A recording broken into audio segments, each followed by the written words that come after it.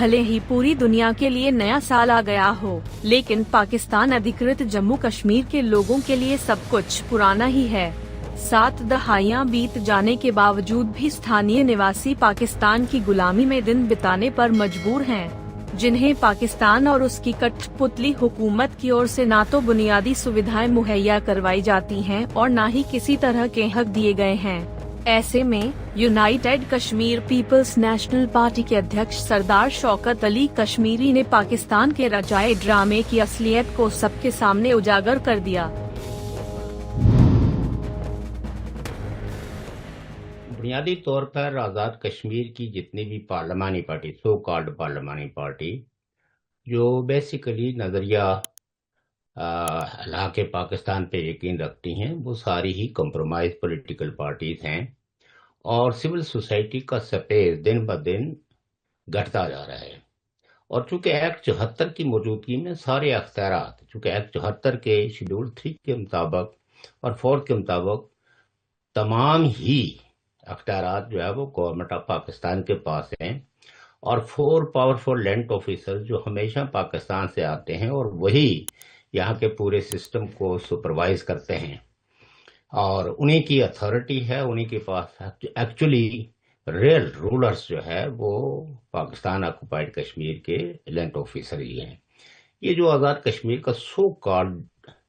पार्लिमानी ढांचा है, जिसमें एक प्राइम मिनिस्टर है, एक प्रेसिडेंट है, एक लेजिस्लेटिव असेंबली है, हाई कोर्ट है, सुप्रीम कोर्ट है, अगरचे ये एक रियासत के एक सारे ही इदारे मौजूद हैं, लेकिन इन इदारों के पास अनफॉर्चुनेटली आवाम को डिलीवर करने के लिए किसी किस्म के कोई अख्तियारात नहीं है। और यहाँ चूंकि इंटेलिजेंस एजेंसीज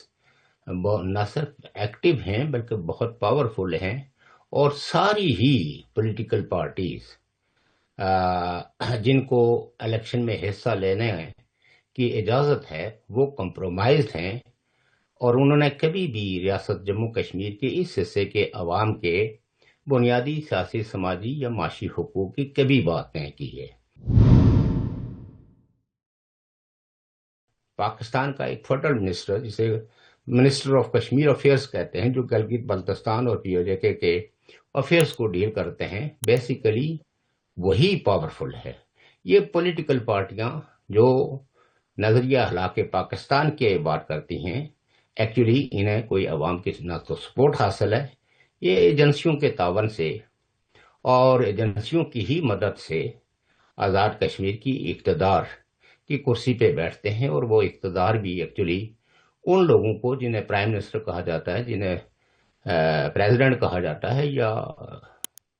वज़रा होते हैं, उनके पास रियली ऐसे कोई इख्तियारात नहीं है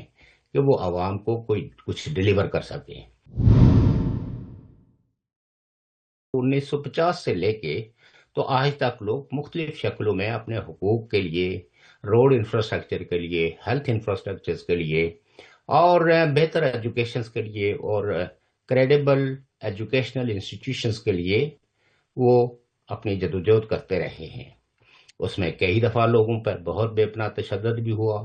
बहुत लोगों की गिरफ्तारियां भी हुई और आज भी कई ऐसे लोग हैं जो उस वक्त के तशद्दुद की वजह से माजूर अपने